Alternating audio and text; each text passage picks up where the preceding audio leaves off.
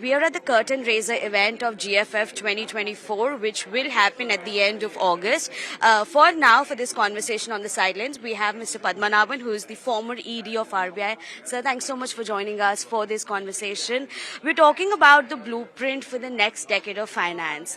What all are we looking at as of this point?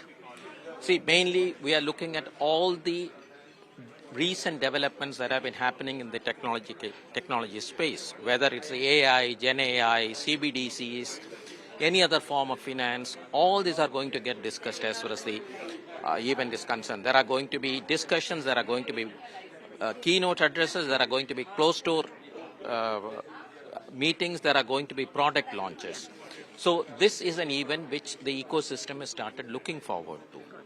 And that's what we expect to be the outcome. So what the future of finance, in whatever aspect where technology plays an important part, all the related aspects I expect would be discussed in the Global Fintech Festival, which is going to happen in the month. So in one of the address that you were giving, you did mention that apparently there could be a lack of trust between fintechs and regulators. How do you think can things be made more friendly between them? See, look, I think if you look at the BCG report, which the primer was put out, the fintechs themselves seem to have said that as against we are on par with the existing institutions in terms of governance. Last year it was 27% and this year 34%. So I think what I said gets validated by this number by the fintech themselves, where they say that in terms of the governance arrangements, they need to do much more. And when you are allowing an entity to be a part of an ecosystem, that as a regulator, any regulator would have to ensure that there is a kind of normalization across in terms of all these aspects. Otherwise, as they say classically, you are as good as the weakest link. So these aspects will have to be looked at, whether it's a cybersecurity arrangements, whether it's a governance arrangements. All this, there needs to be normalization in the system. And that's probably the current state where the fintechs and the regulators are trying to come on board and try to see how this can be achieved.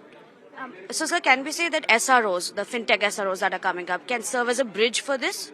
Yes. With the SROs, once it gets recognized and they are able to ensure some of these aspects, most certainly the regulator's job becomes easier. And I don't think any regulator can meet every fintech in any part of the world. So the SROs become the nodal point through which their issues can be put across to the regulator, and the regulator can put across some of the best practices through this SRO, so the system follows these best practices. Got it. So one last question. There was a point raised here in the address that the regulator has been pushing towards CBDC, but now we are also talking about a problem of dominance of US dollar in it. So how do we see that developing going ahead? And correct me if I'm wrong here, if my understanding has gone wrong here, please. No, I don't think the CBDC basically can potentially, if everybody achieves this, then you can think about that as replacing US dollar at some point of time, but not now. I think US dollar still is a very dominant currency, and as noises have been made by the presidential candidates in the US that they are not going to achieve CBDC, if US is not going to adopt CBDC, the rest of the world, the US dollar remains where it is. How the scenario is going to pan out, we have to wait and see. For that is something we need to be prepared for as well as a country. Yeah, well, I mean, let me say this. I personally don't think that the US dollar is going to disappear as a dominant currency in a hurry. Okay? Got it. Thank you so much, sir. Thanks a lot. Thank you.